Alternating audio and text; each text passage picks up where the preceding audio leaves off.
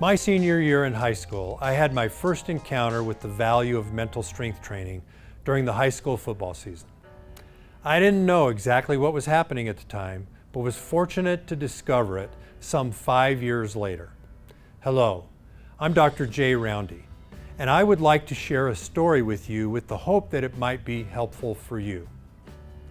My senior high school class had a large number of very talented male athletes. So all of the traditional school athletic programs were successful at a high level. This included football, basketball, baseball, track and field, and wrestling. Our school did not have a football stadium, so our home games were played at a district stadium that was about a 20-minute bus ride from our school. Of all places, this district stadium we played our home games at was on the campus of our crosstown rival.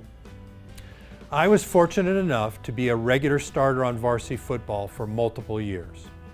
As we approached our opening game my senior year, our coaches announced a new pregame routine for the season. This is what we had to do. We had to be taped and dressed, ready to board the bus 40 minutes before the bus departed. During that 40 minutes, all players had to go into the gymnasium with the bleachers back against the walls in semi-darkness. While there, all players were to lay on the floor by themselves and in silence go over your assignments for the game. These assignments were based on our scouting report and the practice we had engaged in during the week leading up to the game. We had an 11-game schedule that year, but I played 22 games that season. Do you know how I did that? Think about it. We had an 11-game schedule that year, but I played 22 games that season. I played a complete game from the first kickoff to the final whistle of the fourth quarter in the gym 40 minutes before boarding the bus to the real game. This happened in semi-darkness, lying in quiet by myself, reviewing my assignments. With no additional specific instruction, I found my way to what turned out to be a very effective visualization and mental rehearsal process. What I discovered and experienced during this pregame routine included achieving a state of intensively focused, relaxed concentration, and seeing myself and my team playing almost every play of an entire game, or at least the scouted and known tendencies in certain situations.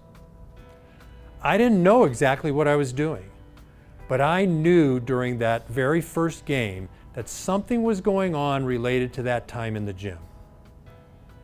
Spending time visualizing and mentally rehearsing the game, specifically my assignments, had some very significant results. I played with the lowest level of nervousness and the highest level of confidence I had ever experienced, because I had already played or rehearsed the game with perfect execution in a state of intensively focused, relaxed concentration. During the game, I actually saw certain plays develop, enabling me to anticipate the next move my opponent would take and my best action related to that. The review and rehearsal of my specific assignments based on our scouting report heightened my awareness and anticipation in a positive way. I experienced a connection between mental rehearsal and visualization to performance. While I made some mistakes and our team didn't win every game or the state title that year, I had the most successful athletic season I ever experienced. Some 5 years later, after some continued athletic competition at the college and professional level, along with some formal study of psychology, I realized what I was doing my senior year in high school. I was achieving a state of intensively focused, relaxed concentration and visualizing and mentally rehearsing my performance perfectly. This was eye-opening for me. It was one of a few experiences that launched my interest in the mental aspect of human performance. The value of intentionally directed mental strength training on performance is well documented. This is true whether that performance is in sports or business or life in general. While this is true, the number of individuals, teams, and organizations that do more than acknowledge this is surprisingly low.